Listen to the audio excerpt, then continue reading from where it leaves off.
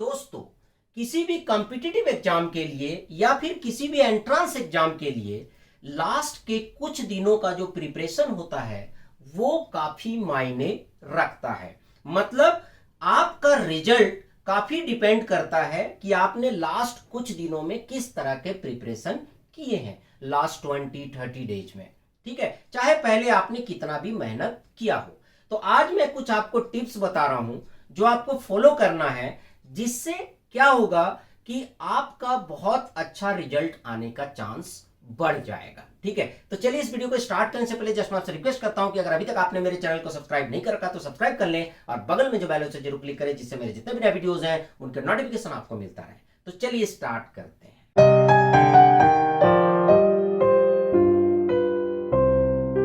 तो दोस्तों, यहां पर मैं कुछ टिप्स बताऊंगा जो पढ़ाई से रिलेटेड नहीं है, आपके लाइफ स्टाइल से रिलेटेड है। और उसके बाद कुछ ऐसे भी टिप्स बताऊंगा जो आपके पढ़ाई से रिलेटेड है।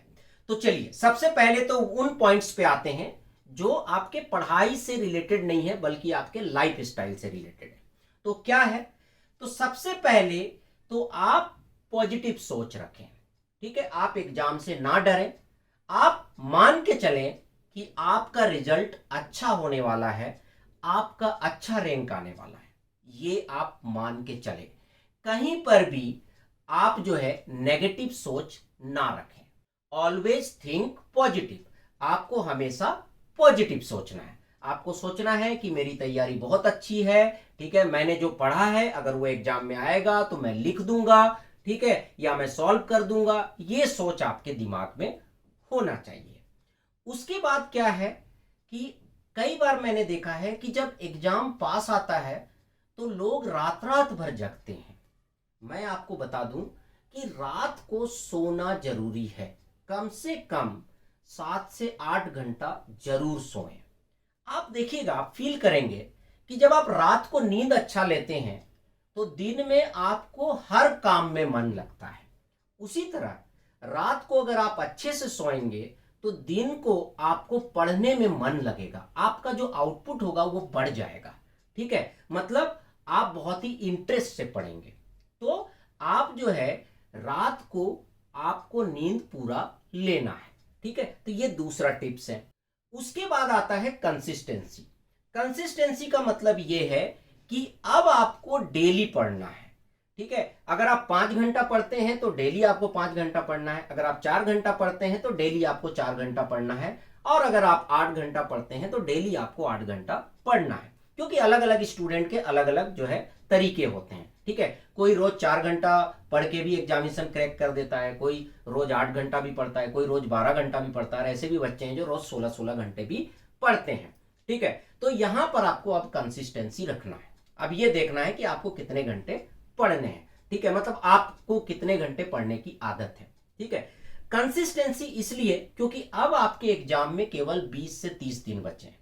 ठीक है, मतलब ये जो मैं टिप्स एंड ट्रिक्स बता रहा हूं तब आपको फॉलो करना है जब आपके एग्जाम के 20-30 डेज बचे हों। तो नेक्स्ट क्या था? कंसिस्टेंसी। तो यहां पर जो भी आपका दिनचर्या है उसको मेंटेन रखना है। ये नहीं कि आज पढ़ लिया फिर 2 दिन ब्रेक कर दिया फिर तीसरा दिन पढ़ लिया, ऐसे नहीं करना है। ठीक है, आपको रेगुलर पढ़ना है। उसके बाद जो चौथा पॉइंट है वो ये है कि सपोज दैट आपको खेलने का शौक है या आपको टीवी देखने का शौक है या आपको गाने सुनने के शौक है, तो आपको उसे खत्म नहीं करना है। ये नहीं कि एग्जाम आ गया तो हम जो है गेम खेलना छोड़ देंगे, हम क्रिकेट खेलने जाते हैं तो वो खेलना छोड़ देंगे, फुटबॉल खेलना छोड़ देंगे, या हम रोज 2 घंटा गाना सुनते हैं तो वो हम छोड़ देंगे। नहीं, जो आप करते हैं वो करेंगे। क्योंकि क्या होता है कि हमारी आदत बन जाती है। जैसे मान लीजिए मुझे गाना सुनने का काफी शौक है। ठीक है, तो मैं जब गाना सुनता हूं 2 घंटे या 1 घंटे या आधे घंटे, तो क्या होता है कि मेरा माइंड रिफ्रेश हो जाता है। तो आपको उसे नहीं छोड़ना है। तो आपको जो भी पसंद है, ठीक है, वो आपको करना है। ठीक है, जैसे आप शाम को रोज 2 घंटा क्रिकेट खेलने जाते हैं तो आप जाइए क्रिकेट खेलने, कोई दिक्कत नहीं है, उसको मत रोकिए। क्योंकि जब आप क्रिकेट खेल के आएंगे तो यू फील रिफ्रेश, आप रिफ्रेश फील करेंगे, फिर आपको पढ़ने में मजा आएगा। ठीक है, तो ये चीज को भी आपको फॉलो करना है। तो ये सारे चीजें थे जो कि पढ़ाई से रिलेटेड नहीं है।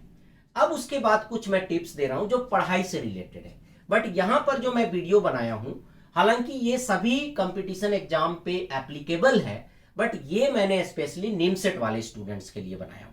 ठीक है, तो आगे जो मैं पॉइंट्स बता रहा हूं वो निमसेट एग्जाम देने वाले स्टूडेंट्स के लिए फिट बैठेगा, या फिर कोई भी एमसीए एंट्रांस का एग्जाम देने वाले स्टूडेंट के लिए फिट बैठेगा। तो नेक्स्ट पॉइंट क्या है जो पढ़ाई से रिलेटेड है? पहला ये कि लास्ट 20-30 डेज में आपको कोई भी नया टॉपिक नहीं पढ़ना है।